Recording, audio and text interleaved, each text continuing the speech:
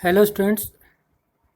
आज हम class +2 chemistry के अंदर एक नई यूनिट स्टार्ट करने जा रहे हैं और यूनिट नंबर 5 नाम है उसका सरफेस केमिस्ट्री। काफ़ी इम्पोर्टेंट्स आपके डेली लाइफ के एग्जांपल सरफेस केमिस्ट्री के द्वारा हम देख रहे हैं। सरफेस केमिस्ट्री का यूज हो रहा है और बिल्कुल ये थ्योरेटिकल यूनिट रहने वाली है। इसमें न्यूमेरिकल बयानी बोर्ड में सीबीएसई बोर्ड में तो बिल्कुल भी नहीं पूछे जाते। कंपटीशन एग्जाम में फिर भी एक या दो न्यूमेरिकल इस पे बना दिए जाते हैं, पर ज़्यादातर ये थ्योरेटिकल ही रहता है। तो चलिए स्टार्ट करते हैं सरफेस केमिस्ट्री का लेक्चर नंबर 1। सबसे पहले हम जान लेते हैं कि what is surface chemistry. Surface chemistry is that branch of chemistry which deals with study of the phenomena occurring at the surface of interface. जैसे ये कोई ऑब्जेक्ट है और इस ऑब्जेक्ट की जो बाउंड्री है ये कहलाती है इंटरफेस। इंटरफेस क्या होता है? दो मीडियम को अलग अलग करती है। जैसे मान लीजिए मेरे पास ये कोई सॉलिड ऑब्जेक्ट है, तो इसकी जो एक मैं अब लेयर बना रहा हूँ, एक लाइन ड्रॉ कर रहा हूँ, वो क्या करती है, इस ऑब्जेक्ट को जो सराउंडिंग एनवायरनमेंट है उससे अलग करती है। तो उस सरफेस पे या इस इंटरफेस पे फिनोमिना अक्कर होता है at the boundary separating two bulk phases. जो बल्क फेजेस है उनको अलग अलग भी करती है, जो बाउंड्री होती है उसी को हम क्या बोलते हैं, इंटरफेस। अभी जैसे मैंने आपको बताया। तो सरफेस केमिस्ट्री मोटे मोटे शब्दों में बोला जाए तो सरफेस पे जो फिनोमिना हो रहे हैं उनकी स्टडी करवाती है। सरफेस पे जो फिनोमिना हो रहे हैं उनकी स्टडी कौन करवाती है? Surface chemistry. इसमें सबसे पहला हमारा टॉपिक आता है एडजॉर्प्शन। एडजॉर्प्शन क्या होता है? The phenomena of attracting and retaining the molecules of a substance on the surface of liquid और solid resulting into higher concentration of the molecules on the surface is called adsorption. क्या बोला कि एक ऐसा phenomena जिसके अंदर molecule attracting होंगे और रिटेनिंग होंगे, उस पर इकट्ठे हो जाएंगे। किसके सरफेस पे? लिक्विड या सॉलिड के। अब यहाँ पे मैंने गैस क्यों नहीं लिया? मैंने क्यों नहीं बोला कि गैस, लिक्विड और सॉलिड? तो इसका हम जब मैकेनिज्म पढ़ेंगे तब पता चलेगा इसी वीडियो के अंदर। और जब वो सरफेस पे इकट्ठे होते जाएंगे तो उनकी जो कंसंट्रेशन है वो क्या होती जाएगी? इंक्रीज होती जाएगी। और उस फिनोमिना को हम क्या बोलेंगे? एडजॉर्प्शन। जैसे मान लीजिए ये सॉलिड है, जैसा इस डायग्राम में देख रहे हो, और इस सॉलिड के ऊपर आपके पास कुछ मॉलिक्यूल्स है वो क्या हो गए हैं? एडजॉर्ब हो गए। ये जो ब्लू कलर वाले जो मॉलिक्यूल है वो इनके सरफेस पे इकट्ठा होना स्टार्ट हो गए। ये भी इसके ऊपर सरफेस पे अटैच्ड हो जाएंगे धीरे धीरे। जो ये ऊपर दिखाई दे रहे हैं ये नीचे आ जाएंगे, इनके सरफेस पे अटैच्ड हो जाएंगे। इस फिनोमिना को हम क्या बोलते हैं? एडजॉर्प्शन बोलते हैं। ठीक है। गैस या लिक्विड के मॉलिक्यूल अटैच्ड हो जाते हैं, एक्यूमुलेट हो जाते हैं on the surface of solid और liquid. That phenomena is known as adsorption. Adsorption और अब्जॉर्प्शन बहुत ही छोटा सा डिफरेंस है एडजॉर्प्शन और अब्जॉर्प्शन की स्पेलिंग के अंदर, उतना ही डिफरेंस है फिनोमिना के अंदर। अगर आपके पास सरफेस पे ही रहता है, सरफेस पे ही रहता है तो उसको हम बोलते हैं एडजॉर्प्शन। और सरफेस पे ना रहकर वो उस सब्सटेंस के अंदर चला जाए उसको हम क्या बोलते हैं?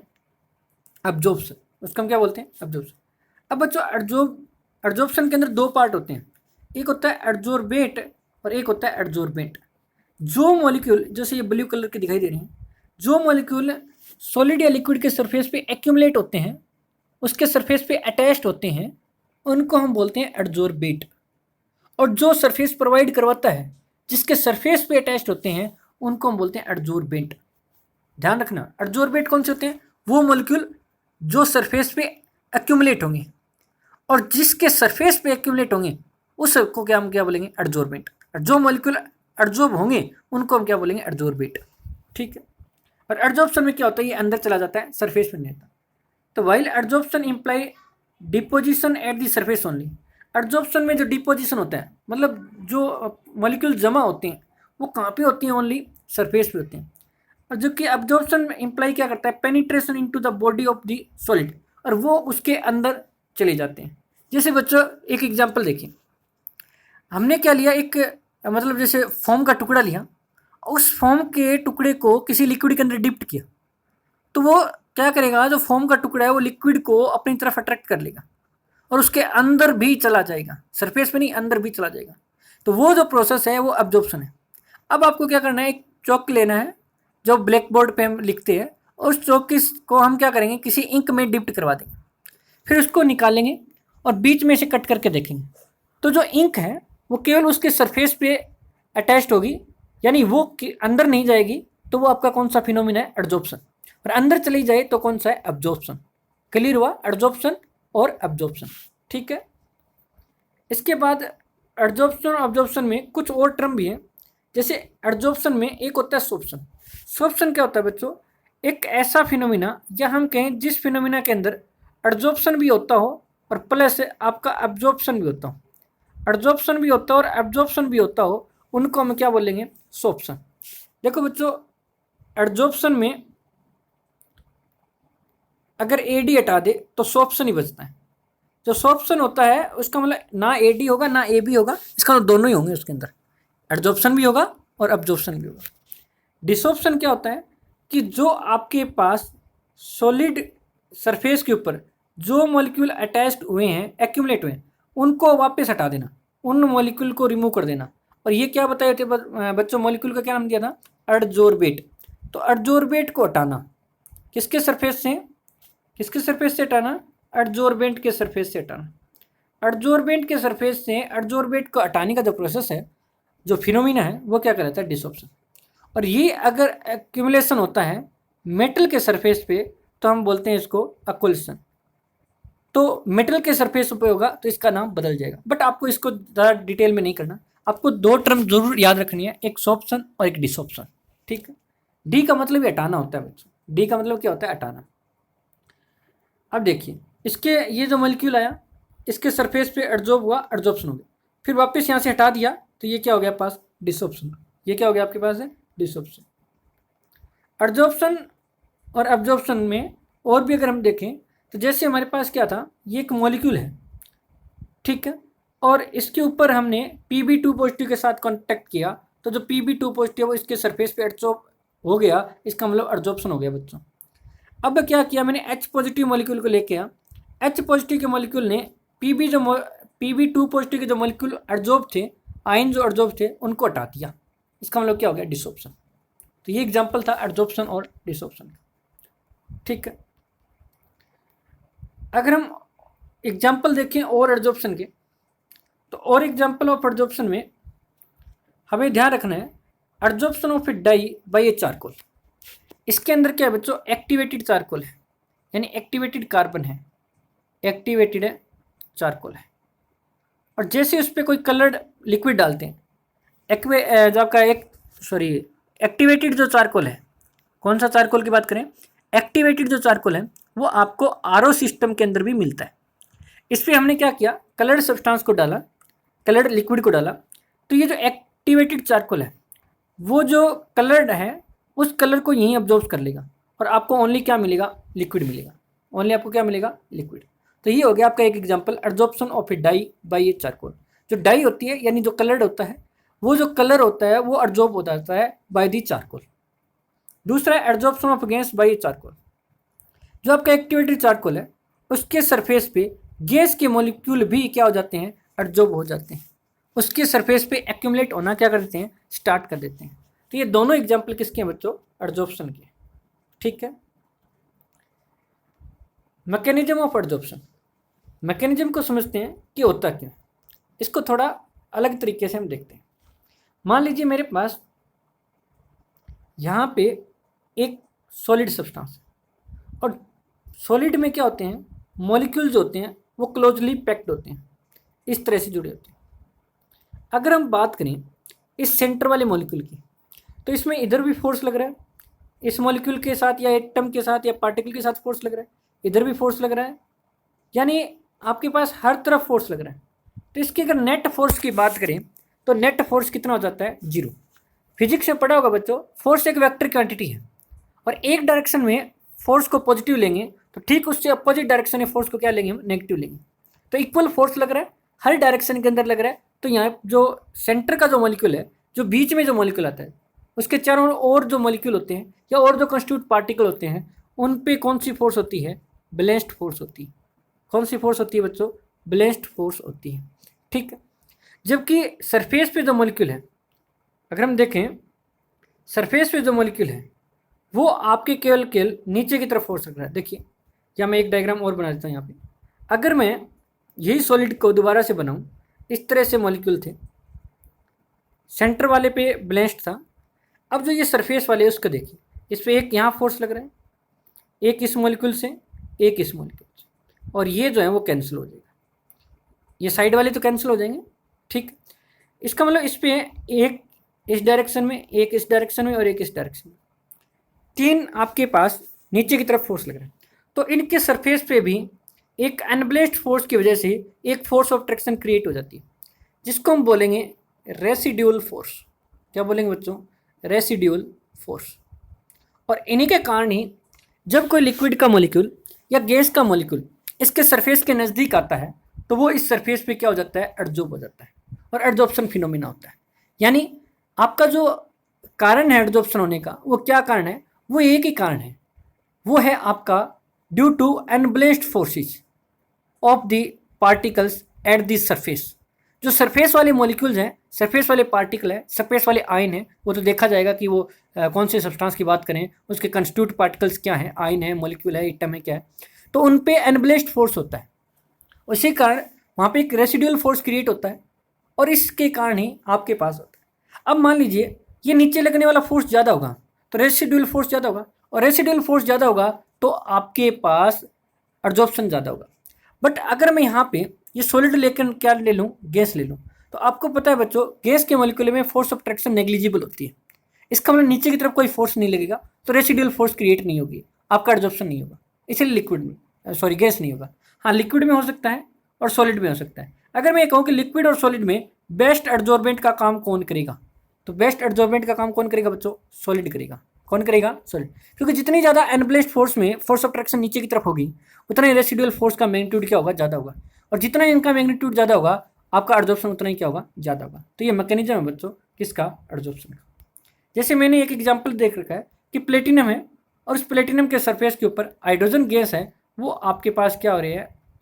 मॉलिक्यूल्स हैं वो क्या हो रहे हैं? एडजॉर्ब हो रहे हैं, और एडजॉर्प्शन फिनोमिना हो रहा है। थर्मोडायनेमिक्स से एडजॉर्प्शन की बात करें तो एडजॉर्प्शन पहले तो बता दिया किसकी वजह से होता है? अनबैलेंस्ड फोर्स होता है acting on the surface. Surface पे एक अनबैलेंस्ड फोर्स लगता है, उसके कारण आपका एडजॉर्प्शन होता है। दूसरा, डिक्रीज हो जाता है residual force on off the surface, ठीक है। तीसरा देखिए, अगर हम बात करें बच्चों एंट्रोपी में क्या चेंज आ रहा है। मान लीजिए ये गैस के मॉलिक्यूल है जो इधर उधर फ्रीली घूम रहे हैं, ठीक है, और ये इनके सरफेस पे इस तरह से एक्यूमुलेट हो गई। क्या इसकी फ्रीडम इंक्रीज हुई या डिक्रीज हुई? तो आप डेफिनेटली आंसर आपका क्या होगा? फ्रीडम डिक्रीज होगी। और मैंने एक ट्रिक बताई थी +1 के अंदर, कितनी फ्रीडम है वही आपकी एंट्रोपी है। फ्रीडम बहुत ज़्यादा है तो एंट्रोपी बहुत ज़्यादा होगी, चेंज इन एंट्रोपी ज़्यादा आएगी, यानी पॉजिटिव आएगी। और अगर उसकी फ्रीडम को छीन लेते हैं हम, तो उसकी एंट्रोपी डिक्रीज हो जाती है, और जब एंट्रोपी डिक्रीज होगी तो चेंज इन एंट्रोपी क्या आएगी? नेगेटिव आएगी। इसका मतलब जब एब्जॉर्प्शन होता है तो डेल्टा एस आपका कैसा आता है? नेगेटिव आता है। एब्जॉर्प्शन फिनोमिना होता है वो स्पॉन्टेनियस फिनोमिना होता है, और स्पॉन्टेनियस फिनोमिना के लिए डेल्टा जी क्या आना चाहिए? आपका नेगेटिव आना चाहिए, ठीक है, यानी लेस देन 0 आना चाहिए। अब according to thermodynamics concept we know that delta G is equal to delta H minus T delta S. Delta S negative होने के कारण आपका जो टी डेल्टा एस जो माइनस की टर्म है, ये आपकी टर्म क्या बन गई? पॉजिटिव। तो ये टर्म तो सारी क्या आ जाएगी? माइनस माइनस प्लस हो जाएगा। आपका आंसर किस में आना चाहिए? नेगेटिव आना चाहिए। इसका मतलब आपके पास डेल्टा एच जो है वो नेसेसरी कंडीशन बन गई, क्या होना चाहिए? नेगेटिव होना चाहिए। क्या होना चाहिए? नेगेटिव।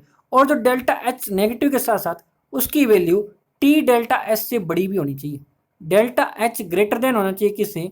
टी डेल्टा एस से, तभी आपके पास क्या होगा? एडजॉर्प्शन होगा। फिर से सुनिए, अगर गैस के मॉलिक्यूल सॉलिड के सरफेस पे एडजॉर्ब होंगे, एक्यूमुलेट होंगे, मतलब इकट्ठे होंगे, तो उनकी फ्रीडम क्या हो जाएगी? डिक्रीज हो जाएगी।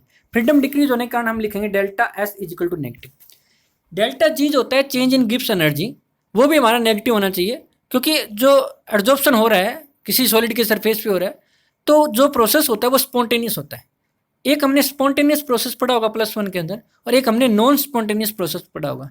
स्पॉन्टेनियस प्रोसेस के अंदर बच्चों क्या होता है कि आपके पास डेल्टा जी नेगेटिव आता है, पर डेल्टा एस जो आपके पास अगर नेगेटिव है तो गिब्स फ्री एनर्जी जो इक्वेशन है उसके अंदर minus T delta S term positive बन गई, पर आंसर मेरा डेल्टा जी नेगेटिव में आना चाहिए। इसके लिए एक मस्ट कंडीशन क्या बन गई कि डेल्टा एच आपका नेगेटिव में होना चाहिए, और डेल्टा एच की वैल्यू टी डेल्टा एस से बड़ी भी होनी चाहिए। इसका मतलब जो एडजॉर्प्शन प्रोसेस होता है वो आपका क्या होता है, एक्जोथर्मिक की नेचर होता है। एनसीईआरटी में स्पष्ट क्वेश्चन दे रखा है कि why adsorption process is exothermic की नेचर, तो आप इस तरह से एक्सप्लेन कर सकते हो। दूसरा आप इसका एक आंसर और दे सकते हो कि जो आपके पास जब एक्यूमुलेशन होता है, मतलब जब एडजॉर्प्शन होता है, जब गैस के मॉलिक्यूल एक्यूमुलेट होते हैं on the surface of solid, तो जो रेसिडुअल फोर्स है उनका मैग्नीट्यूड डिक्रीज हो जाता है, और जिसके कारण आपका जो प्रोसेस है वो कैसा होता है, एक्जोथर्मिक की नेचर होता है। और आप थर्मोडायनेमिक कंसेप्ट के हिसाब से भी समझा सकते हैं जैसे मैंने आपको बताया। इसके बाद दूसरा क्वेश्चन ये भी बनेगा कि एंथैल्पी ऑफ एडजॉर्प्शन क्या होता है। अभी हमने क्या पढ़ा कि जब एडजॉर्प्शन होता है, गैस के मॉलिक्यूल एक्यूमुलेट होते हैं सॉलिड के सरफेस पे, तो आपके पास वो प्रोसेस एक्जोथर्मिक होता है। इसका मतलब एनर्जी रिलीज होती है, एंथैल्पी में जो चेंज आता है, ये जो अमाउंट ऑफ एनर्जी रिलीज हो रही है, ये क्या कहलाएगी आपके पास, एंथैल्पी ऑफ एडजॉर्प्शन। तो ये भी डेफिनेशन नोट करें, एंथैल्पी ऑफ एडजॉर्प्शन। ठीक है बच्चों, आई होप यहाँ तक आपके पास क्लियर हो गया होगा। चलिए नेक्स्ट स्लाइड में देखते हैं।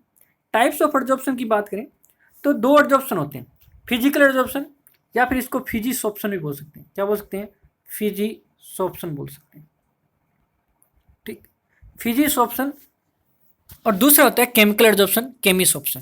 क्या फर्क है इनमें, this is due to the gas molecule being held to the solid surface by weak force like van der Waals attractive force.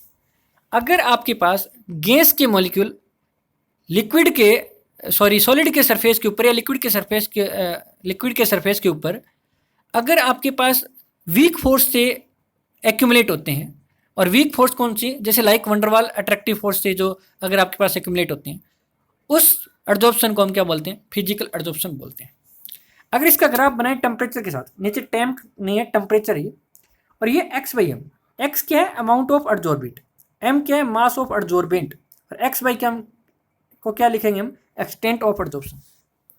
X क्या है आपके पास, अमाउंट ऑफ एडजॉर्बेंट, यानी जो आपके पास सब्सटेंस एडजॉर्ब हो रहा है, जो सरफेस पे एक्यूमुलेट हो रहा है, उसकी अमाउंट एक्स है।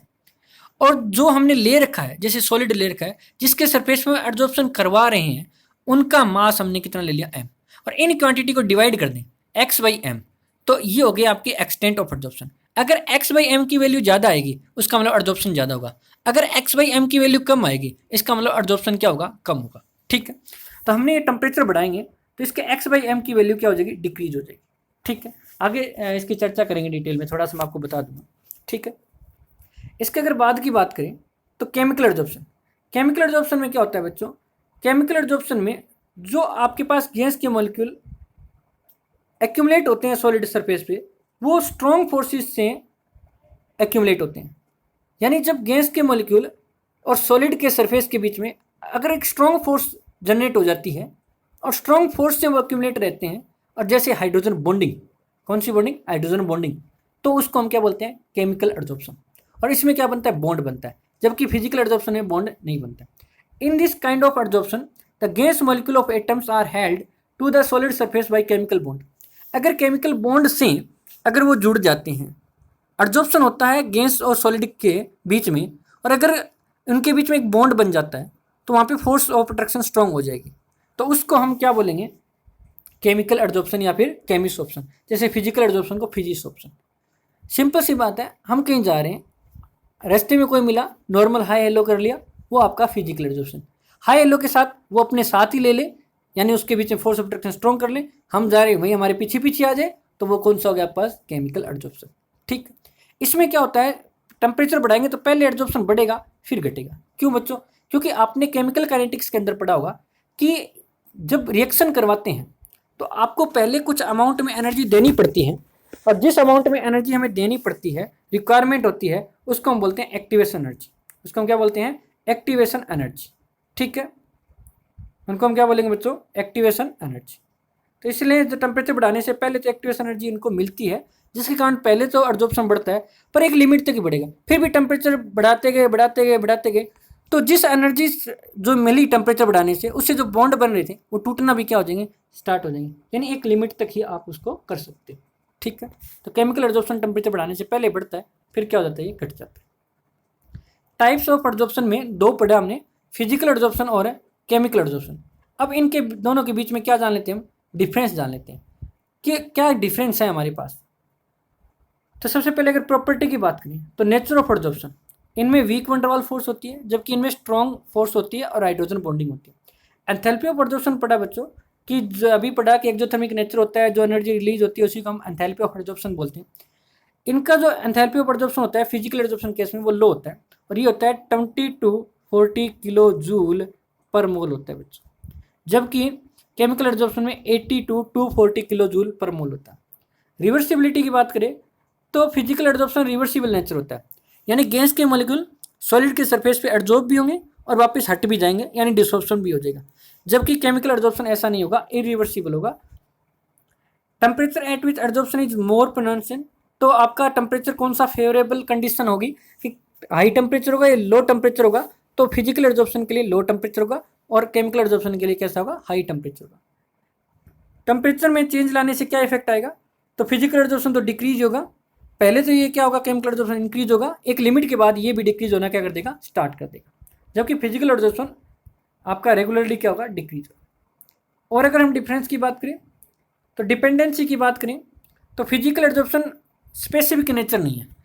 स्पेसिफिक इन नेचर का मतलब क्या है, सभी गैसेज ही आपकी एडजॉर्ब हो जाती है, यानी किसी भी सरफेस पे कोई भी गैस एडजॉर्ब हो जाती है। वो एक अलग बात है कि जो एडजॉर्प्शन होता है गैस का, उनका एक्सटेंट ऑफ एडजॉर्प्शन जो होता है वो कम या ज़्यादा हो सकता है, कोई गैस कम एडजॉर्ब हो जाएगी, कोई गैस ज़्यादा एडजॉर्ब हो जाएगी, बट केमिकल एडजॉर्प्शन आपका हाईली स्पेसिफिक नेचर होता है। केवल वही गैस आपकी एडजॉर्ब होगी सरफेस ऑफ सॉलिड पे जो आपस में बॉन्ड बनाएगी, बॉन्ड ही नहीं बनाएगी तो केमिकल एडजॉर्प्शन नहीं होगा। Nature of adsorbate layer form की बात करें तो मल्टी लेयर होता है, ये यूनी लेयर होता है। जैसे मान लीजिए आपका फिजिकल एडजॉर्प्शन, एक लेयर बनी और उस लेयर के बनने के बाद इसके ऊपर एक लेयर और बन जाएगी, इसके लेयर के ऊपर एक लेयर और बन जाएगी, यानी इस तरह से एडजॉर्ब होता रहेगा, तो ये मल्टी लेयर होता है। जबकि केमिकल एडजॉर्प्शन में बॉन्ड बनता है तो एक बार बॉन्ड बन गया तो ऊपर वाले मॉलिक्यूल इस सरफेस के साथ बॉन्ड नहीं बना पाएंगे, तो इसलिए एक सिंगल लेयर वही बनती है, आपके पास एडजॉर्प्शन के अंदर मल्टी लेयर नहीं बनती केमिकल एडजॉर्प्शन के अंदर, जबकि फिजिकल एडजॉर्प्शन के अंदर क्या बनती है, आपके पास है मल्टी लेयर बनती है। एनर्जी ऑफ एक्टिवेशन की बात करें तो एनर्जी ऑफ एक्टिवेशन में आपके पास इनसिग्निफिकेंट होती है, यानी बहुत ही कम होती है, जबकि इनकी एक्टिवेशन एनर्जी क्या होती है, हाई होती है। और अगर डिपेंडेंसी करें नेचर ऑफ एडजॉर्बेट पे और एडजॉर्बेंट पे, तो आपका जो टेम्परेचर है वो डायरेक्टली प्रोपोर्शनल है किसके, फिजिकल एडजॉर्प्शन। क्रिटिकल टेम्परेचर जो है वो आपके पास फिजिकल एडजॉर्प्शन। क्रिटिकल टेम्परेचर क्या होता है बच्चों, कौन से टेम्परेचर की बात कर रहा हूँ, क्रिटिकल टेम्परेचर। क्रिटिकल टेम्परेचर का मतलब है the temperature above which gas cannot converted into liquid, above which gas cannot converted into liquid। Gas का वो टेम्परेचर जिस टेम्परेचर से ऊपर आपके पास जो गैस है वो कन्वर्ट नहीं होगी लिक्विड के अंदर, हाउ एवर हाई प्रेशर में भी अप्लाइड। हालांकि आपने हाई प्रेशर भी क्यों नहीं अप्लाई कर दिया हो, वो आपकी लिक्विड में कन्वर्ट नहीं होगी। इसका मतलब जिसका क्रिटिकल टेम्परेचर ज़्यादा होगा वो इजिली लिक्विफाइएबल गैस होगी, जिसका क्रिटिकल टेम्परेचर ज़्यादा होगा वो इजिली लिक्विफाइएबल गैस होगी। इसीलिए जिसका क्रिटिकल टेम्परेचर ज़्यादा होगा वो गैस ज़्यादा एडजॉर्ब होगी on the surface of solid.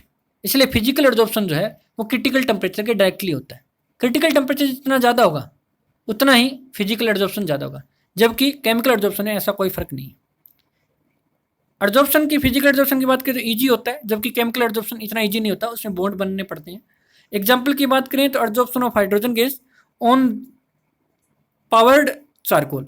Powered charcoal पे हाइड्रोजन गैस का जो एडजॉर्प्शन होता है वो आपका फिजिकल एडजॉर्प्शन है, जबकि हाइड्रोजन गैस का एडजॉर्प्शन होना निकल के सरफेस पे तो वो कैसा आपका केमिकल एडजॉर्प्शन है। ठीक है, तो ये था बच्चों फिजिकल एडजॉर्प्शन और chemical adsorption. Factor affecting adsorption, कौन कौन से फैक्टर हैं जो इफेक्ट डालते हैं एडजॉर्प्शन में।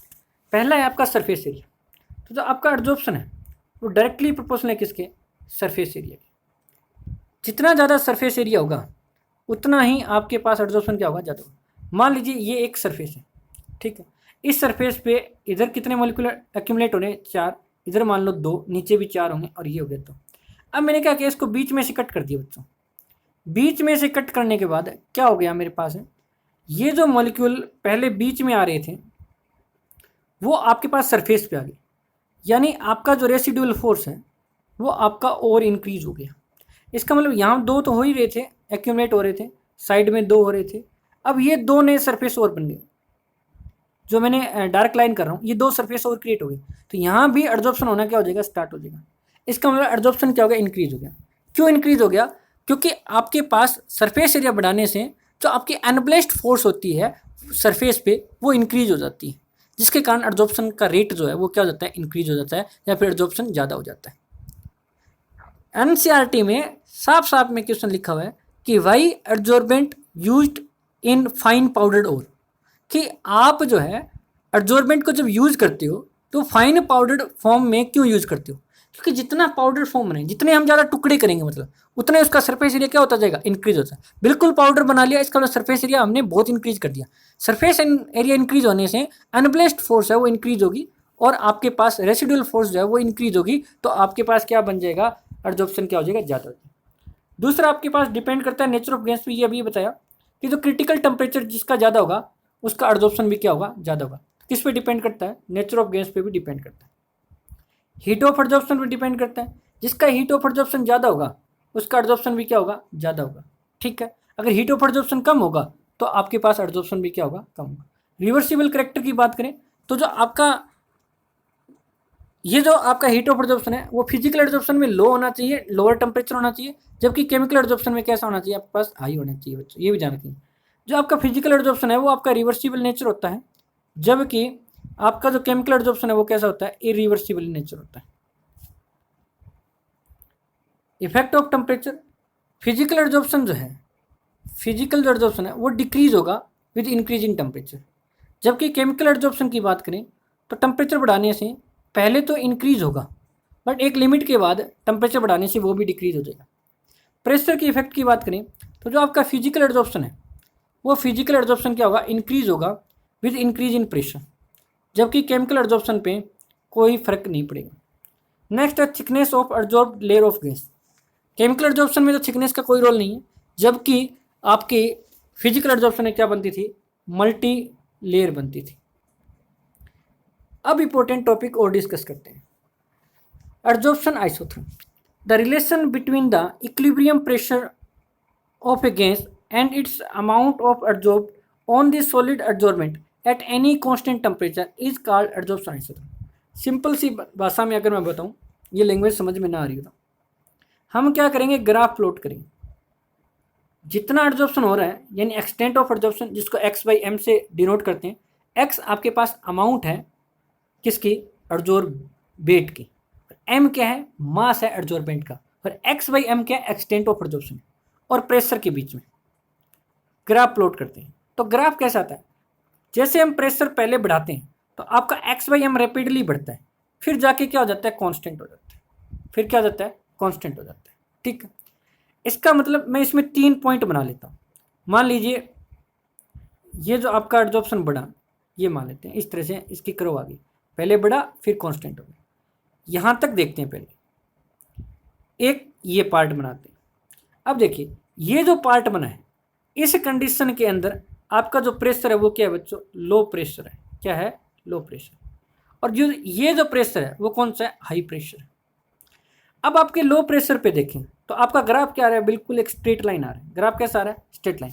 स्ट्रेट लाइन आ रहा है मतलब लो प्रेशर पे जो एक्स बाई एम है वो डायरेक्टली प्रोपोर्शनल है पी के, यानी प्रेशर की। बात समझ में आई कि नहीं है, x by m directly proportional है पी के लोअर प्रेशर पे, क्योंकि लोअर प्रेशर पे आपका ग्राफ बिल्कुल स्ट्रेट लाइन आता है। और स्ट्रेट लाइन ग्राफ तभी आता है जब वो दोनों क्वांटिटी जिनके बीच में ग्राफ प्लॉट कर रहे हैं वो directly proportional to each other हो, तभी आता है। फिर अगर हम यहाँ में देखें तो कांस्टेंट है, इसका मतलब प्रेशर बढ़ाता रहूँ मैं, इस प्रेशर पे एक्स बाई एम की वैल्यू है, इस प्रेशर पे भी एक्स बाई एम की वैल्यू है, इसका मतलब प्रेशर बढ़ाने पे कोई इफेक्ट नहीं आ रहा। तो हाई प्रेशर पे क्या है, x by m directly proportional to p की पावर 0। पी की पावर 0 का मतलब पी अगर मतलब 10 है तो 10 की पावर 0 भी उतना ही होगा, और अगर मैंने प्रेशर 20 कर दिया तो 20 की पावर भी 0 उतना ही होता है, और अगर मैंने प्रेशर 200 कर दिया तो 200 की पावर 0 तो भी इतना ही आंसर होता है ना। यानी किसी की पावर 0 हो जाए तो कोई फर्क नहीं पड़ता, सबकी वैल्यू क्या सेम है, यानी उस पर कोई इफेक्ट नहीं आता। इसका मतलब यहाँ पे पी की वैल्यू कितनी है 1, और यहाँ पे पी की वैल्यू कितनी है 0। इसका मतलब ये जो वैल्यू है वो 1 और 0 के बीच में लाई करेगी। यहाँ पे क्या करेगी, ये जो मिडल वाले के लिए 1 और 0 के लिए। इसका मतलब मैं इसको ऐसे लिख सकता हूँ, x by m directly proportional to p raise to power 1/n। n जो है वो आपका कोई इंटीजर होगा और वो कहाँ से हो सकता है, 1 से लेकर इन्फिनिटी तक हो सकता है, तभी आपकी पावर 1 और 0 के बीच में। प्रपोर्शनल का साइन हटाएंगे तो क्या लगा देंगे यहाँ पे, कॉन्स्टेंट लगा देंगे, x/m is equal to k p raise to power 1/n। ये आपके पास इक्वेशन आ गई एडजॉर्प्शन आइसोथर्म। आइसो का मतलब क्या होता है, कांस्टेंट रखना, थर्म का मतलब टेम्परेचर कांस्टेंट रखना, ठीक है। जैसे मैं बोलता आइसो बार, क्या बोलता है बच्चों में, आइसो बार, आइसो मतलब कांस्टेंट, बार किसकी यूनिट होती है, बार होती है प्रेशर की, इसका प्रेशर कांस्टेंट रहेगा। तो हम क्या करते हैं कि जो रिलेशन बनती है किसके बीच में, एक्सटेंट ऑफ एडजॉर्प्शन और प्रेशर के बीच में, जब टेम्परेचर कांस्टेंट हो तब जो उनके बीच में रिलेशन आती है वो रिलेशन क्या कहलाती है, एडजॉर्प्शन आइसोथर्म, और वो रिलेशन हमने कर्व के अंदर दिखाई है। इसके बाद एक साइंटिस्ट आया फ्रेंडलिच, उस फ्रेंडलिच ने इस इक्वेशन को मॉडिफाई कर दिया, और मॉडिफाई कैसे किया वो मैं आपको बताता हूँ। देखिए उन्होंने मॉडिफाई इस तरह से किया, हमारी जो इक्वेशन बनी वो क्या बनी, x/m is equal to k p raise to power 1/n। Freundlich ने क्या किया, दोनों तरफ लोगरिथम लिया, तो इसका मैं इधर लिख दूंगा log x/m is equal to log k p raise to power 1/n। अब फॉर्मूले होते हैं बच्चों, ध्यान रखना, मैं लिख नहीं पाऊंगा क्योंकि मेरे लिए जगह बहुत कम है। log a into b, log a into b, x/m को log a divide by b का फॉर्मूला ओपन नहीं करूंगा क्योंकि ये एक क्वांटिटी है, ये x/m आपका एडजॉर्प्शन को डिनोट कर रहा है, पर k और p तो अलग अलग क्वांटिटी है, इसका मतलब इनको हम अलग अलग करें तो क्या बन जाएगा, log a raise to power b, तो log k plus log p raise to power 1/n बन जाएगी। log a इंटू बी क्या होता है, log a plus log b। इसको फिर सॉल्यूशन करें, log x/m is equal to क्या बन जाएगा, log k log a raise to power जो b होता है बच्चों, log a raise to power जो b होता है उसको बोलते हैं b log a, ठीक है। इसको हम कैसे लिख देंगे, 1/n log p लिख देंगे, क्या लिख देंगे, 1/n, यानी जो log a raise to power b को b log a लिखते हैं तो जो p की पावर 1/n है वो आपकी आगे आ जाएगी। यहाँ तक कोई दिक्कत, देखो भाई x/m is equal to k p raise to power 1/n था, मैंने दोनों तरफ लॉगरिथम लिया तो यहाँ पे एक फॉर्मूला लगा राइट साइड पे log a इंटू बी, उसका फॉर्मूला था log a plus log b, ठीक है। फिर हमने log a raise to power b का भी फॉर्मूला यूज किया यहाँ पे और ये रिलेशन बन गई। अब रिलेशन क्या बन गई, मैं यहाँ पे लिखता हूँ log x/m is equal to 1/n log p plus log k। इसके अगर कंपेयर करें स्टेट लाइन इक्वेशन के साथ तो y is equal to m x plus c. तो अगर इसका ग्राफ प्लॉट करें तो x एक्सिस के लोग क्या लेंगे, x एक्सिस के लोग लेंगे log p, ठीक, और y एक्सिस के लोग क्या लेंगे, log x/m। तो ग्राफ कैसा आएगा इसका, बिल्कुल स्ट्रेट लाइन है, और इसका जो स्लोप है वो किसके इक्वल आएगा, 1 और n के इक्वल आएगा। ये वैल्यू आपकी 1 होगी बच्चों इधर वाली, और ये n, क्यों, क्योंकि जो स्लोप होता है वो किसके इक्वल होता है बच्चों, tan थीटा के इक्वल होता है, और tan जो थीटा होता है वो क्या होता है, परपेंडिकुलर अपॉन में बेस होता है। तो अगर मैं स्लोप को 1/n बोल रहा हूँ, इसका मतलब परपेंडिकुलर 1 है और बेस जो है वो कितना आपके पास n है। ये आपका पिछले साल IIT JEE के अंदर पूछा हुआ क्वेश्चन है, ठीक है। इसी ग्राफ से आप चेक करना, आसानी से आंसर दे देगा। आपको पता होना चाहिए 1 कौन है और n कौन है, ठीक है। और ये ग्राफ कैसा आता है, इसकी एक लिमिटेशन थी। इसका मतलब क्या है बच्चों, जैसे जैसे p बढ़ता जाएगा वैसे वैसे ये स्ट्रेट लाइन आगे बढ़ती जाएगी। इसका मतलब प्रेशर बढ़ाते जाएंगे तो log x/m की वैल्यू बढ़ेगी। मतलब इससे स्पष्ट हो गया कि जैसे जैसे प्रेशर बढ़ाएंगे वैसे वैसे एडजॉर्प्शन बढ़ता जाएगा, जबकि प्रैक्टिकली ऐसा नहीं है। प्रैक्टिकली जब प्रेशर बढ़ाते हैं तो एडजॉर्प्शन पहले तो बढ़ता है, पर एक लिमिट के बाद, एक प्रेशर पे जाने के बाद वो ग्राफ कैसा आ गया था, बिल्कुल स्ट्रेट आ गया था, यानी सेचुरेट हो गया था। तो उसके बाद आपका एडजॉर्प्शन जो है वो इंक्रीज नहीं होता है, ठीक है बच्चों। तो ये था आपके पास है फ्रेंडलिच एडजॉर्प्शन आइसोथर्म और सिंपल एडजॉर्प्शन आइसोथर्म, ठीक है। तो ये है फ्रेंडलिच एडजॉर्प्शन आइसोथर्म, यहाँ पे x की जगह पर w ले रखा है और कुछ भी नहीं है। तो ये तो हमारा सिंपल था बच्चों, जो फ्रेंडलिच एडजॉर्प्शन आइसोथर्म के पहले पढ़ा था। और ये जो है log x/m और log p, और ये जो ग्राफ आया वो किसके लिए आया आपके पास है। अच्छा, एक मैंने थोड़ा सा गलती किया बच्चों, मैंने क्या किया, इसको यहाँ से स्टार्ट कर दिया, ओरिजिन से। ओरिजिन से स्टार्ट नहीं करना, क्यों, क्योंकि इसकी कंपेयर करें तो एम एक्स प्लस सी की वैल्यू 0 नहीं थी, सी की वैल्यू log k थी, तो कुछ जगह छोड़ के आप स्टार्ट करोगे और जो उससे नीचे जगह बचेगी वो क्या होगी, आपकी log k होगी। तो ये थोड़ी सी मिस्टेक की थी मैंने, ध्यान नहीं रहा कि आपके जो ग्राफ है वो मैंने ओरिजिन से स्टार्ट कर दिया, ओरिजिन से स्टार्ट है नहीं होगा। ठीक है बच्चों, तो आज के लिए इतना ही। थैंक यू बच्चों।